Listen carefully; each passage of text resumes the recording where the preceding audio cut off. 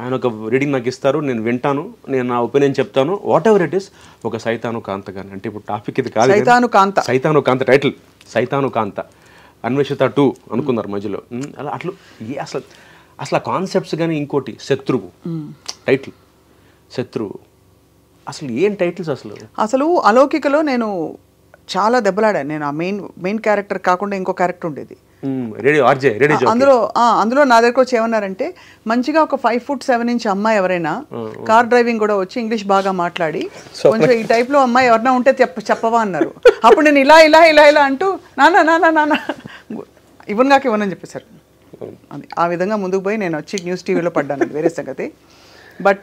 But నాకు ఎప్పుడు అర్థం కాలేదు కౌశిక్, ఇంత బుద్ధిమంతుడివి, నువ్వు భయస్థుడు అయితే కాదు, కానీ మీరు చక్కటి మీ కుటుంబం చూస్తేనే 2 కళ్ళు చాలా అన్నట్టు ఉంటారు మీరు అందరూ. అంటే ఐఎమ్ జస్ట్ మనసారా చెప్తున్నాను. అమ్మ, నాన్నగారు, తమ్ముడు, నువ్వు, అంటే ఆల్మోస్ట్ బుక్కిష్గా ఉంటుంది మీ ఇంటి శుభకార్యాలు. నేను నీ పెళ్ళికి వచ్చాను కదా, గుర్తుంది కదా, పెళ్లి పాట కూడా పాడాను, గుర్తులేదు నాకు. కానీ నేను అనేది అలాంటి కౌశిక్ కట్ చేస్తే ఎంత ఉద్యమంలో పోరాటి డబ్బింగ్ ఆర్టిస్టుల డబ్బింగ్ సీరియల్స్ వ్యతిరేకంగా చేస్తే మాత్రం జైలుకి వెళ్ళడం ఏంటబ్బాయి? అంటే అంటే నాకు అసలు బొమ్మ అతకట్లేదు. అంటే ఏం లేదు స్వప్న, ఏంటంటే చేయడం తప్పు కాదు, నా అప్రోచ్ తప్పు. ఏం చేస్తావు యాక్చువల్లీ? అది అంటే ఇప్పుడు యాక్చువల్గా బాగున్నా అందరితో, బాగుండు ఫ్లాష్ బ్యాక్ వెళ్ళడం ఇష్టంలా, కాకపోతే అప్రోచ్ తప్పు. సో జైలుకి వెళ్ళినందుకు కూడా కాదు, నాకేమైపోయిందంటే నిజంగా ప్రోస్ అండ్ కాన్స్ ఆలోచించలేదు స్వప్న. ఎంత బాధపడ్డానంటే, అరే ఇన్ని డబ్బింగ్ సీరియల్స్ మన తెలుగులో ఎంతమందికి ఉపాధి కోల్పోతున్నారా అంటే. ఆల్మోస్ట్ అప్పుడు మనకి యావరేజ్గా ఇవాళ స్వప్న యావరేజ్గా మనకి 76-77 సీరియల్స్ వస్తుంది రోజుకి. అవును, రోజుకి అన్ని ఛానల్స్ కలిపి. అందులో 40 ఉండేవి డబ్బింగ్ సీరియల్స్ 2013లో. 40 ఆల్మోస్ట్. బాలిక వధు అని, కహానీ ఘర్ ఘర్కి, కహికి సీరోజ్, అన్నీ యాస్టిస్ తెలుగు డబ్బింగ్. వాళ్ళు ఎపిసోడ్కి 10 లక్షలు ఖర్చు పెడితే మనం 10,000 అంటే ఎంత? 10%, 1%, 10% అన్నా అంతేగా, అంతే. 10%, 10 lakhs 10%తో మనం తెలుగులో డబ్ చేసేస్తున్నాం దాన్ని. ఆడియన్స్ని మనం బ్లేమ్ చేయడానికి లేదు, ఎందుకంటే they want that ambience, they want the magnanimity. 10 lakhs 10% లక్ష అవుతుంది, అది 1% కదా, 1% సారీ, లెక్కలో వీక్లీ అయితే 1%. ఆ 1%తో మనం తెలుగు వాళ్ళకి అంత అద్భుతమైన అంబియన్స్ ఇచ్చేస్తుంటే మనం వాళ్ళని ఎలా బ్లేమ్ చేస్తాం చూడొద్దని. పైగా మన తెలుగు వాళ్ళు విశాల హృదయం. అవును, మనం పరభాషా సినిమాలో అదే పేరుతో రిలీజ్ చేస్తాం, అది వేరే టాపిక్, కానీ అదే పేరుతో రిలీజ్ చేస్తాం చూసేస్తాం మనం. అవును. సో అందుకని అలాంటిది మనం వాళ్ళని ఆపడం ఇష్టం లేక మేము డైరెక్ట్గా అడిగాం, అప్రోచ్ అయ్యాం. ఇప్పుడు నీకు డైరెక్ట్గా ఎఫెక్ట్ పడింది ఆ టైంలో? బీభత్సంగా పడింది. అంటే ఏంటి అసలు ఆగిపోయాయి ఆపర్చునిటీస్? ఆపేశారు. అంటే అది కావాలని ఏదో చెప్పి యువర్ బ్యాండ్ అని చెప్పలా, అలా పద్ధతిగా సంసారపక్షంగా ఫ్యామిలీ టైప్గా ఎవరు పెట్టుకోలేదు, మెల్లిగా ఎవరు పెట్టుకోవట్లేదు, వర్క్ లేదు. అంటే ఎన్ని రోజులు గడిచింది అలాగా? ఆల్మోస్ట్ అంటే పేర్లు వద్దు కానీ ఒక 2 ఛానల్స్ అయితే ఒక 6 ఏళ్ళు పెరగలేదు. అప్పుడు ఒక ఛానల్ డబ్బింగ్ సీరియల్స్ వల్ల జస్ట్ అంటే ఆ ఇంపాక్ట్, అంటే పైగా నా ఇంట్లో పెళ్లి కాదు, 10 మంది బాగుండాలని తాపత్రయపడ్డందుకు నాకు తెలిసేది ఇక ఐఎమ్ వెల్ అవేర్, నీ ఈ స్టెప్ తీసుకుంటే నాకు కొడుతుందని తెలుసు. కాకపోతే నా భార్య, నా పిల్లాడు, నా మదర్ ఫాదర్, నా ఫ్యామిలీని ఆలోచించలా. అంటే బహుశా నేను అలా పెరిగానేమో తెలియదు నాకంటే, నాకు చిన్నప్పటి నుంచి ఆ అప్రోచ్ స్వప్న, అందరూ బాగుండాలి, అందులో నేను ఉండాలి.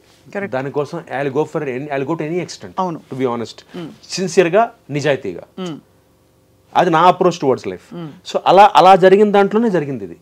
అందరూ బాగుండాలి కాబట్టి నేను కొంతమంది కలిసి ప్రయత్నించాం. ఇవాళ లక్కీగా ఆగాయి, అది వేరే విషయం. కానీ దాని వెనకాల చాలా శ్రమ, చాలా కష్టం పడ్డాం మేము అందరం. అన్ని కెరీర్ కూడా ఒక 6 ఏళ్ళు గ్యాప్ వచ్చేసి అంత కష్టపడ్డాం. ఆ టైంలో ఏం చేస్తావు మరి ఉపాధికి? కష్టపడ్డావా? చాలా కష్టపడ్డా. అంటే టు బి ఆనెస్ట్ ఎంత కష్టపడ్డా, దాచుకుని డబ్బులు సరిపోవు, బికాజ్ సీరియల్స్ ఎంత వస్తాయి తెలుసు కదా, పీనట్స్ సరిపోకపోగా లక్కీగా మా వాడు జాబ్ కాబట్టి బతికాను. అట్ ద సేమ్ టైం నేను ఏం చేశాను, కొన్ని ఛానల్స్ పక్కన పెడితే ఇంక ఏది ఛానల్ అయితే పిలిచిందో వాళ్ళకి తక్కువ చేయాల్సి వచ్చింది. ఐరన్ ఏంటంటే, ఒకప్పుడు ఒక ఛానల్లో మంచి పేమెంట్ తీసుకుని ఎప్పుడైతే వాళ్ళకి తెలిసిందో వీళ్ళు నన్ను రానివ్వట్లేదని, వాళ్ళు నా మార్కెట్ రేటు తగ్గించేశారు. ఇంతే ఇస్తాం, మీ ఇష్టం, నేను చేస్తాను, నాకు అవసరం. హౌ టు సర్వైవ్, నేను మార్కెట్లో ఉండాలి. 2 రోజులు బాగా మాడుకున్నారు, వచ్చి దండ వేశారు, రోజాపూల దండ బాగుంది. ఆ రోజు చిన్న కూడా జైలు దగ్గరికి వచ్చారు, అందరూ దండ వేశారు, ఊరేగించారు, అక్కడ దాకా బాగుంది. తర్వాత కట్ చేస్తే వెనకాల లేడు. నా లైవ్లీహుడ్, నా భోజనం, నా కొడుకు, అవును, మా భార్య, అన్నిటికంటే ఎక్కువ నీలాగా ఎంతమంది, నీకైనా ఒక పేరు పలుకుబడి నలుగురు తెలుసు, అట్లీస్ట్ ఏదో ఒకటి ఎక్కడో ఒకటి ఏదో చేయొచ్చు, బట్ ఎంతమందికి టెక్నీషియన్స్కి జాబ్స్ పోయి. సో బట్ ఆ ఎపిసోడ్ ఎలా జరిగింది? You went in to prison. ఈ went to prison. I was there for 3 days in the prison. తీసుకెళ్లారా? ఇట్లాగా తీసుకెళ్ళారు, చంచలగూడ జైల్లో పెట్టేశారు. జైల్లో ఉండి బెయిల్తో, కండిషనల్ బెయిల్తో బయటకు వచ్చారు. ఎలా ఉండింది? హౌ వాజ్ యువర్ మానసిక స్థితి? I was very much confident Swapna. ఎక్కడ కాన్ఫిడెంట్ ఫీల్ అంటే లోపలికి వెళ్ళగానే జైలు ఆయన లోపల చూస్తున్నాను. నువ్వు ఫీల్ అవ్వకమ్మా, ఒక మంచి పని కోసం అరెస్ట్ అయ్యావు నువ్వు. అఫ్కోర్స్ నువ్వు చేసిన తప్పే, నువ్వు రాళ్ళు వేసావు, కొట్టావు, పక్కన పెట్టేస్తే నువ్వు మంచి పని చేసి అరెస్ట్ అయ్యావు. అది ఫీల్ అవ్వకు. నీలాంటి వాళ్ళు ఇన్స్పిరేషన్గా ఉండాలి, ఎగ్జాంపుల్గా ఉండాలి. ఎందుకంటే ఇది నువ్వు చేయకపోతే నువ్వు అన్నట్టుగా మేమందరం ఇవే చూస్తాం. ఇంకా వాళ్ళ ఇంట్లో బాగా చూస్తారట సీరియల్స్. ఆయన చెప్తున్నాడు జైలు రాను, చంచలగూడ జైలు. అక్కడ ఒక చిన్న హై వచ్చింది నాకు. బట్ లోపల పరిస్థితి చూసాక స్వప్న ట్రస్ట్మే భయం వేసింది. అది ఒక ఇంటర్వ్యూలో, చాలా వైరల్ అయిన ఇంటర్వ్యూలో అది సరదాగా చెప్పాను. కానీ ఏంటి చెప్ప అంటే నాకు చెప్పు, నేను అది చూడలేదు. ఎందుకంటే నేను ఎందుకు ఇంటర్వ్యూస్ ఎక్కువ చూడనంటే మళ్ళీ మనం మైండ్ కండిషన్ అయిపోకూడదు. అంటే ఇలా ఏం జరిగిందంటే లోపల చాలా ఫన్నీగా చెప్పడం కూడా. లోపలికి వెళ్ళంగానే ఫస్ట్ అసలు పెద్ద బరాక్ ఉంటుంది, ఆ చివరి నుంచి చివరి దాకా అందరికైతే అక్కడే. ఒకటే కాఫీకి ఒక స్టీల్ డ్రమ్ ఉంటుంది, ఆ స్టీల్ కప్పుకి చైన్ ఉంటుంది, స్టీల్ గ్లాస్కి. అందరూ ముంచుకుని తాగి తొలిచి పెట్టేస్తున్నారు. అసలే నేను హైజీన్కి పరాకాష్లో ఉంటాను నేను. ఏంటంటే ఒకే గ్లాసా? స్టీల్ డ్రమ్ము, ఒక గ్లాసు, చైన్ ఉంటుంది, స్టీల్ చైన్. డ్రమ్కి, చైన్కి, గ్లాస్కి చైన్ ఉంటుంది. ఒక మూల పెడతారు, కార్నర్లో స్తంభానికి పెడతారు. వేడివేడి కాఫీ వస్తారు, తాగుతారు. పక్కన చిన్న తొట్టులో ఉంటుంది, అలా కడిగి పెట్టి వెళ్దాన్ని. సబీనా సర్ఫ్లే ఉండవు. మళ్ళీ నువ్వు తీసుకుని తాగి కడిగి పెడితే ఇంకోటి తాగుతాడు. కాదు, మామూలు డిస్పోజబుల్ కప్పులు ఇవ్వచ్చు కదా. అంటే అప్పుడు ఆ టైంలో రూల్ అది. సరే, నెక్స్ట్ ఫుడ్ ఏం పెట్టారు? ఫుడ్ తినలేదు నేను, భయం వేసి. ఇప్పుడు నీ బుక్ రాసుకున్నప్పుడు ఇవన్నీ ఉపయోగపడతాయి, అందుకు అడుగుతాను. నేను రాయదలుచుకోవట్లేదు. అంటే ఎక్కడ జైల్లో ఫుడ్కి ఇబ్బంది లేదు, కాకపోతే నాకు ఆ భయం వేసింది. బకెట్లో, స్టీల్ బకెట్లో సాంబారు, స్టీల్ బకెట్లో అన్నం అంటే ఎలా ఉంటుంది ఆలోచించు. మనం పెళ్ళిలో తింటాం చిన్న చిన్న బకెట్లో, బంతి భోజనాలు కూర్చోబెట్టి చిన్న బకెట్లో పెడతాం, క్యూట్గా ఉంటాయి. ఇది స్నానం చేసే బకెట్లు. ఆ బకెట్లో సాంబార్ తీసుకొస్తారు, సాంబారు అందులోనే అన్నం, ఆ పక్క దాంట్లో అన్నం అని ఫుడ్ ఉంటుంది.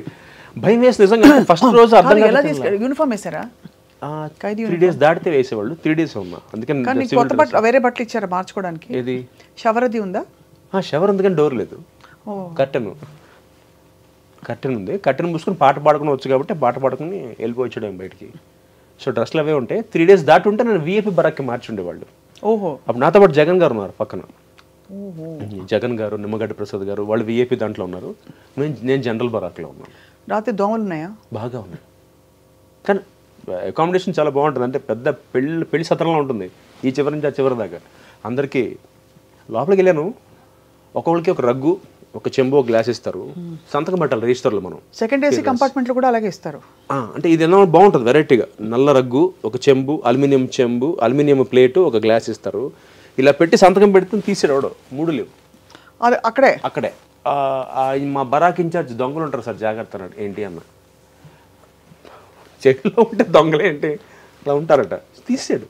నిజంగా నా పక్కన నా రగ్గు లేదు, నా గ్లాస్ లేదు, నా ప్లేట్ లేదు. అలా స్టార్ట్ అయింది అక్కడ. అలా ఒక 2 రోజులు గడిచిన తర్వాత జీవితంలో చూడకూడదని చూసేసాను. అదే అంటే ఇట్స్ పెయిన్ఫుల్ మెమరీ కదా. అంటే ఇంటికి వచ్చాక రిలీఫ్. అమ్మ అసలు ఏడుపు. మీ ఆవిడ మా ఆవిడకి నేను ధైర్యం చెప్పేయాలి, కానీ మా అమ్మకి చెప్పలే అసలు ఏమి. మా ఆవిడ చాలా ధైర్యంగా ఉంది. మా అమ్మ అసలు ఏంట్రా నువ్వు ఏం చేద్దావు, నువ్వేమన్నా మా అమ్మ నువ్వేమన్నా మహాత్మా గాంధీ అనుకుంటున్నావా, సుభాష్ చంద్రబోస్ అని, లేదు మనం కౌశిక్ అని అనుకుంటున్నా, మరి ఏంటి నీకు ఇంది ఒకటే. మా అమ్మ నీకెందుకు పట్టాలి, నీలాగా కొన్ని 100 మంది ఉన్నారు ఆర్టిస్టులు, నువ్వు ఒక్కడవే ఎందుకు నేను తోసారు ముందుకంటే, ఎవరు తోసింది కదమ్మా, నాకు అనిపించింది, నేను ముందుకెళ్ళాను. ఇన్ఫాక్ట్ మా తమ్ముడు నాకు తిట్టాడు, ఎందుకురా మనకు అవసరమా. వాడు చాలా క్లియర్ స్వప్న, ఆదిత్య, ఒరే మనకు అవసరం, very practical, very clear, very up front. ఒరే మనం పని చేసుకుని వచ్చేద్దాం, మనకి ఎందుకు, నీ ఆలోచన బాగుంది, నీ నీ నీ అప్రోచ్ బాగుంది, కానీ చేయనివ్వరు, పడదు అని వాడు అలా నా క్లాస్ పీకాడు. బట్ అల్టిమేట్గా ఎక్కడో నాకేంటంటే ఆగుద్దేమో, ఆపేయగలమేమో, నిజంగా ఆపేమో. వాళ్ళ అంత జరిగింది కాబట్టి వాళ్ళు ఆపగలిగాం. అట్లీస్ట్ హ్యాపీ నా 2-3 వెళ్తున్నట్టున్నాయి, ఇంకా వస్తున్నాయి. మరి మొత్తం ఆగల 2-3 వస్తున్నాయి, కానీ అప్పట్లో 22-23 సీరియల్ రావట్లేదు డబ్బింగ్. కానీ ఒక విషయం అప్ఫ్రంట్ అడుగుతాను, సరే అది అయిపోయిన ఎపిసోడ్, ఇది తెలుసుకునే ఉద్దేశం ఏంటి కూడా ఏంటంటే కౌశిక్ చాలా నార్మల్ స్పెక్ట్రంలో ఉండే, అంటే ఏదో పెద్ద చిన్నప్పటి నుంచి రౌడీజము ఇంకోటో కాకుండా బుద్ధిమంతుడిగా ఉండే కౌశిక్కి ఇలాంటి ఒక ఎక్స్పీరియన్స్ లోపల కొంచెం అలజడి, భయం వేసింది. అంటే భయం ఎందుకు వేసింది అంటే నాకు అర్థం కాల ఫ్యూచర్ ఏంటో. చదువుకున్నాను, ఉద్యోగం తీసుకోలేదు, యాక్టింగ్ అని కూర్చున్నాను. బయటకు వచ్చి చూస్తే అసలు పెట్టుకోవట్లేదు. ఒకే ఒక ఛానల్ పిలిచి వేషం అవకాశం ఇచ్చింది, సరిపోదు. 7-8 రోజులు ఇస్తున్నారు, మిగతా 20 రోజులు ఏం చేయాలి? ఇది ఒక 6 ఏళ్ళు పట్టింది. అంటే ఒక మీమాంస అంటే ఇంత ఎఫెక్ట్ పడుతుందా అంటే మనం ఇంత బహుశా నాకు అప్పుడు అనిపించింది. అంటే ఇవన్నీ ప్రిపేర్ అయ్యి దిగారు పవన్ కళ్యాణ్ గారు. ఆయన కష్టం, జనసేన పార్టీ పెట్టి ఇన్నేళ్ళ కష్టం బహుశా అంటే ఆయన బేసిక్గా పెద్ద ఫ్యామిలీ, ఆయన సంపాదించారు కాబట్టి మేబీ ఆయన అంత ప్రిపేర్ అయ్యి దిగి ఉండొచ్చు కదా. అంటే నేను దిగాను, నన్ను రేపు పొద్దున ఇలాగే నన్ను నోటుకు వచ్చింది మాట్లాడతారు, నా ఫ్యామిలీ గురించి మాట్లాడతారని ప్రిపేర్ అయ్యి దిగిపోయారేమో అనిపించింది తర్వాత నాకు. అంటే నేను చేసిన చిన్నది, అది సముద్రంలో నీటి బొట్టు అంతా, ఆయన చూస్తున్న దాంతో కంపేర్ చేస్తే అప్పుడు అనిపించింది ఓహో అందుకే ఆయన కూడా ప్రిపేర్ అయ్యి దిగిపోయి ఉంటాడు.